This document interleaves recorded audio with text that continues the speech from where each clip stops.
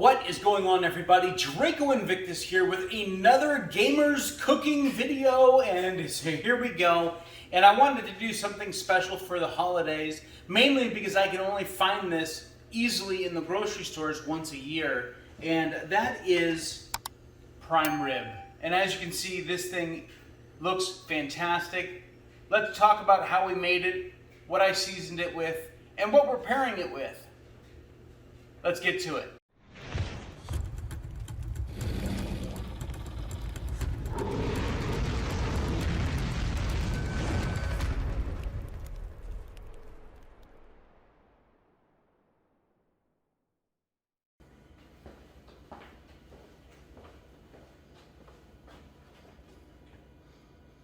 Alright guys, so now that you know what we're cooking, let's talk about how we're going to prepare it. Let me readjust this camera really quick, and I'll show you what we're working with.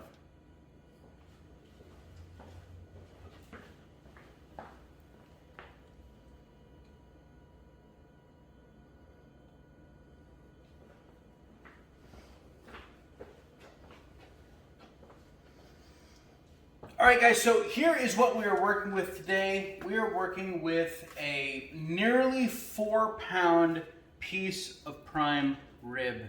And as you guys saw in the intro, how good it looked.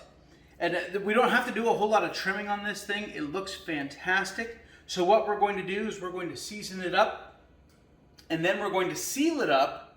And you guessed right, we're cooking this thing sous vide. I'm not sure if you can see it in the camera shot, but over there in my sink, I have my bucket with my sous vide machine, and it is almost at temp. And so let's get this seasoned up, and it's very, very simple. We're just using salt, coarse salt, fresh ground pepper, and then garlic powder. That's it. And I am almost out of garlic powder. Can you tell I use it a lot? So we want to cover this thing well, because this is a big, thick piece of meat. We want these seasonings to get deep inside this meat so it carries through all the way. So we're going to season it very, very well. As you know, if you've watched any of my other videos with sous vide, when we take it out of the bag, we're going to pat it off anyway. So you don't have to worry about having too much salt or too much pepper on this thing, because a lot of that's going to come off during the pat off, what wasn't soaked into the meat.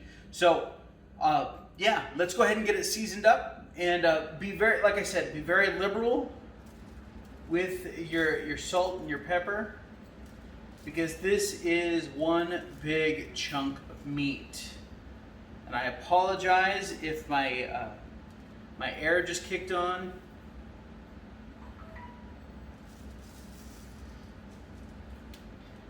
And now it's difficult to hear me. I'm not sure. The vent's pretty close, but it might be just far enough away.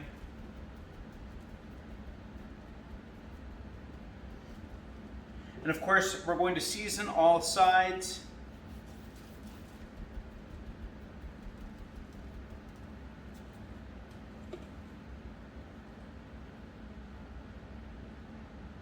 Hope you guys are having a wonderful holiday season. Prime rib it's not like a family tradition of mine, except maybe over the last couple of years. See, now we're going to get everything that didn't stick off, and then we're just going to kind of, oh yeah, this is how we do it on this channel. And then we're going to flip it over and continue seasoning. But yes, I hope your family is safe, and you are having a wonderful holiday season.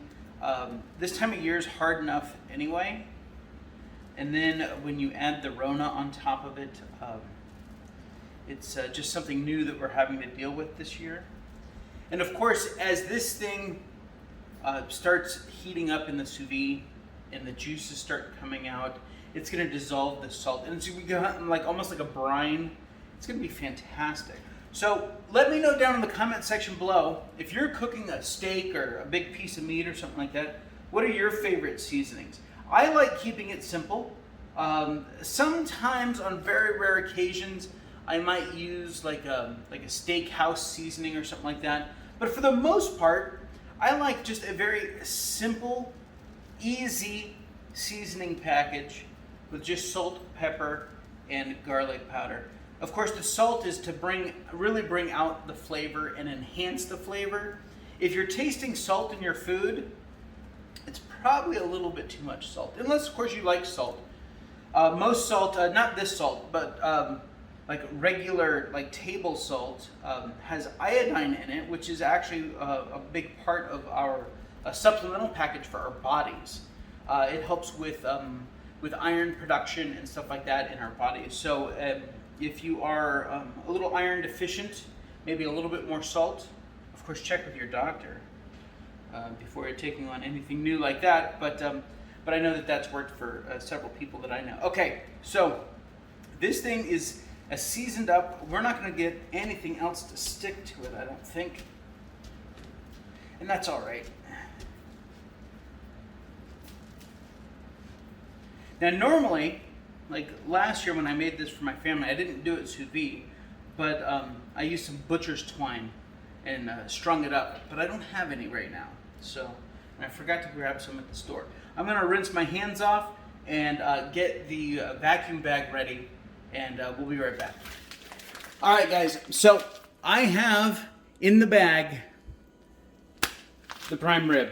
And for those of you not familiar with sous vide, first part of it is everything you cook sous vide or in the water bath is to be vacuum sealed, okay?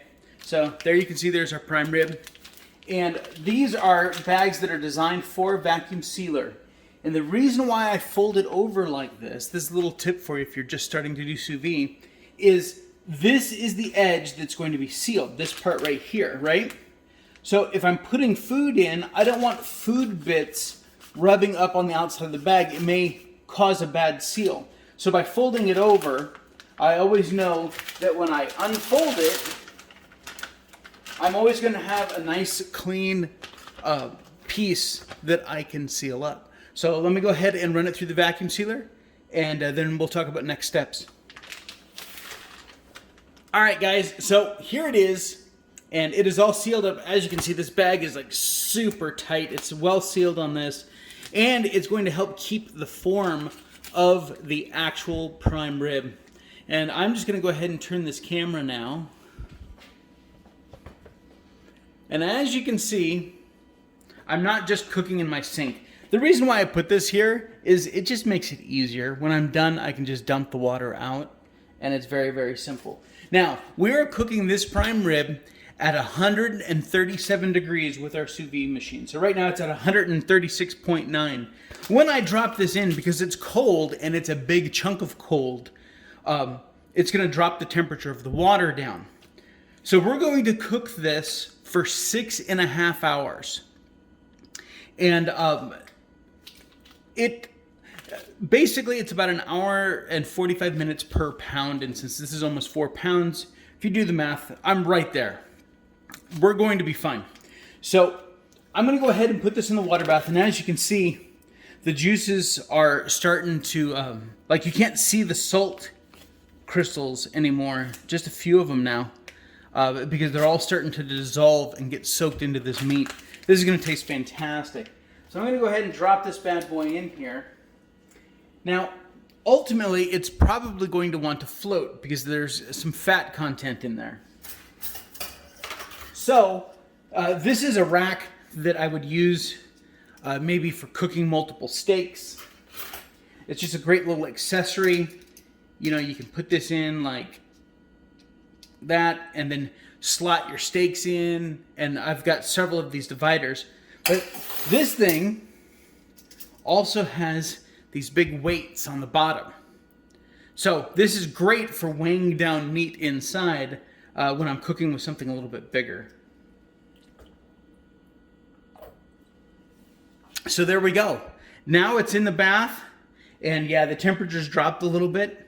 So I'm gonna set a timer on this for about 6.5 hours, and I'll see you guys then. All right, guys, so I just pulled it out of the water bath. There it is.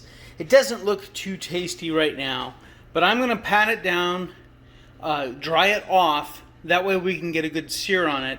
And I'm going to go set up the camera outside so we can get our sear.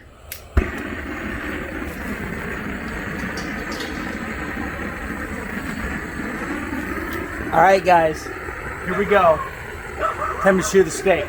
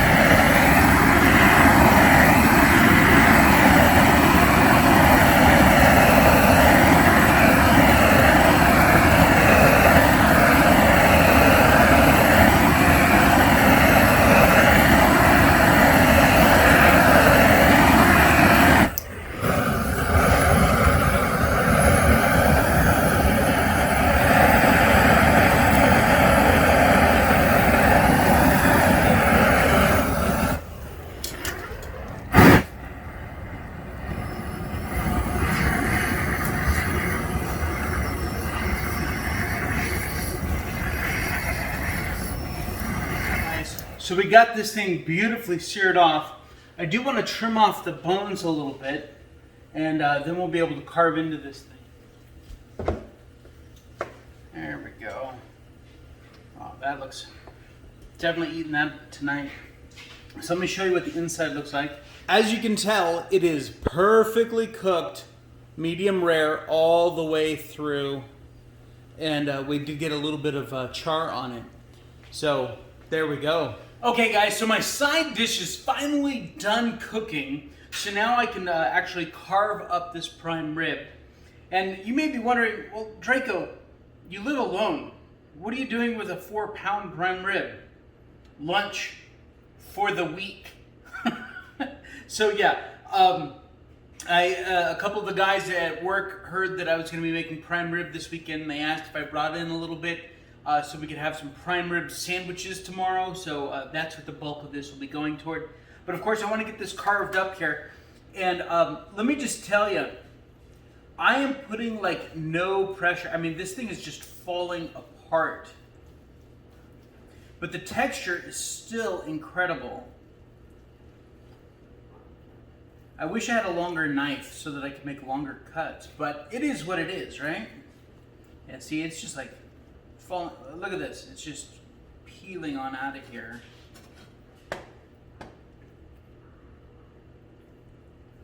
And I'm just the weight of the knife and the motion is cutting this thing. It's just, I mean, this is some of the best prime rib. I mean, look at it. It's just so easily pulling apart. Doesn't look very good right now, but yeah. If you're looking to do this but don't like medium rare prime rib, first off, shame on you. That's the only way it should be served.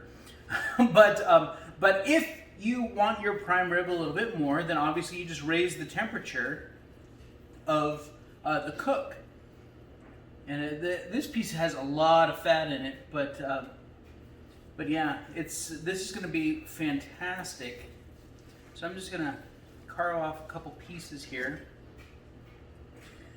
and it is just beautiful. A lot of marbling in this piece here. And of course, I'm not going to eat just the fat. Well, maybe a little bit, but that's because, well, keto. All right, so let's get this put on the plate here.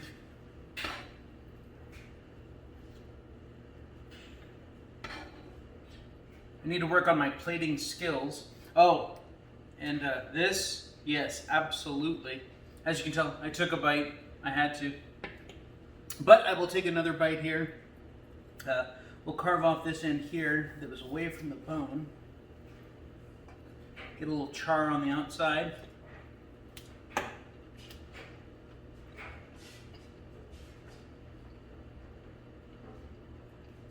I'm still chewing.